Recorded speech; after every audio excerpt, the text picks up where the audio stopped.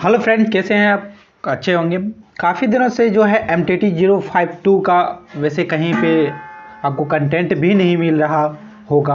आप सर्च भी कर रहे होंगे। अगर मिल रहा होगा तो ज़रूर बताना कि कहाँ से आपको मिला है, और हमारे Telegram make in mind zone में ज़रूर शेयर कीजिएगा।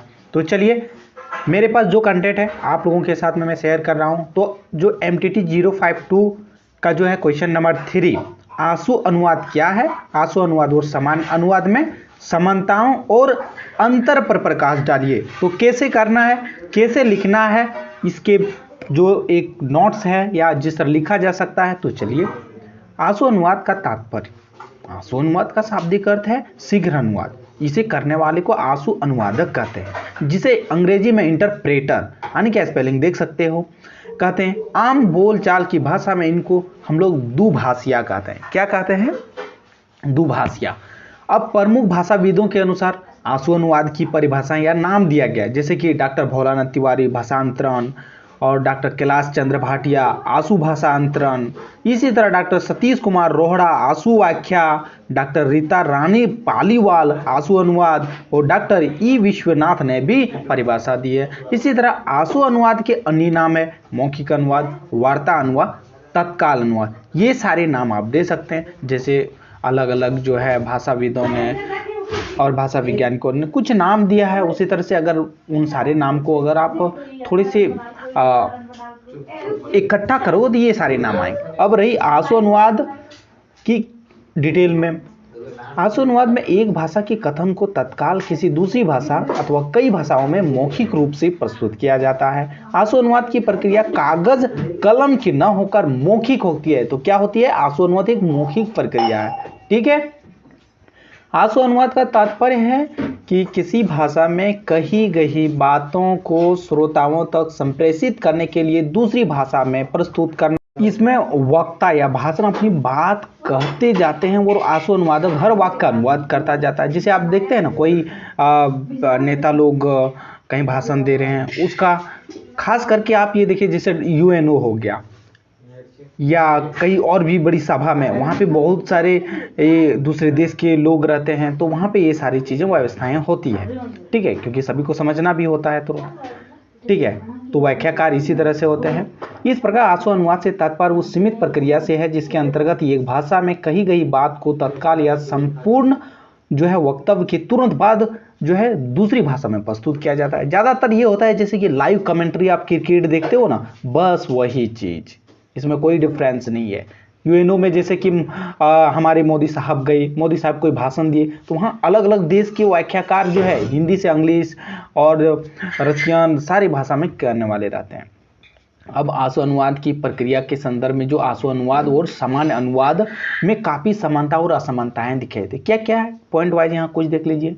सामान्य अनुवाद में अनुवादक को किसी भी पाठ को पढ़कर समझने और उसके बाद अनुवाद करने की सुविधा उपलब्ध होती है, जबकि आंसू अनुवादक को वक्ता के कथन को सुनकर तत्काल अनुवाद करना पड़ता है।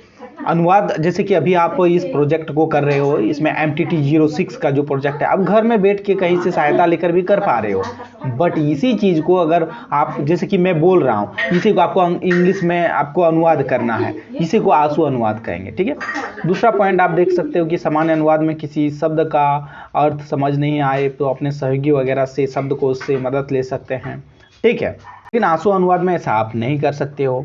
समान अनुवाद में सोचने के लिए पर्याप्त समय मिलता है, जबकि आंसू अनुवाद में नहीं। समान अनुवाद को फिर से जो है सुधारा जा सकता है, बाद में एक बार चेक करके रीचे, लेकिन आंसू अनुवाद में आप ऐसा नहीं कर सकते हो। इस प्रकार कह सकते हैं कि समान अनुवाद की प्रक्रिया अपेक्षाकृत अधिक अनुशासित और व्यवहारिक है, जबकि आंसू अनुवाद की प्रक्रिया जटिल और चुनौतीपूर्ण है। समान अनुवाद में अनुवादक के सभी उपकरण अनुवाद के पास उपलब्ध होते हैं, परंतु आंसू अनुवाद में अनुवादक की समान ज्ञान, अनुभव और कौशल ही सहायक होता है।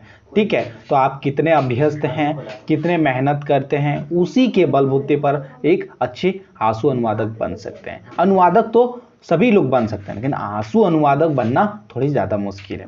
आंसू अनुवाद और समान अनुवाद में क्या संबंध है, डिफरेंस और वहाँ पे देख लिए। आप यहाँ देख सकते हैं कि मौखिक भाषा और लिखित भाषा के संदर्भ में अगर देखा जाए, मौखिक भाषा का अनुवाद आंसू अनुवाद अपेक्षाकृत जो है अधिक कठिन होता है। बस मैंने उसी को लिखा है यहाँ पे, थोड़ी सी और भी जो है यहाँ पे मौखिक और लिखित भाषा के संदर्भ में कर दिया है। तो आप देख सकते हो उच्चारण की समस्या, मौखिक भाषा में स्थानीय भाषा, मौखिक किस तरह से यहाँ पे पॉइंट वाइज है, आपका 4 पॉइंट यहाँ पे दी हुई है, तो आप यहाँ पे देख सकते हैं।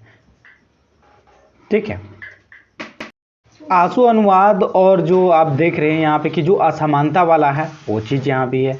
तो आंसू अनुवाद का प्राचीनतम रूप है, क्योंकि पहले मौखिक अनुवाद शुरू हुई थी। कैसे कैसे होता है, डॉक्टर अय्यर ने इसकी परिभाषा भी दी हुई है।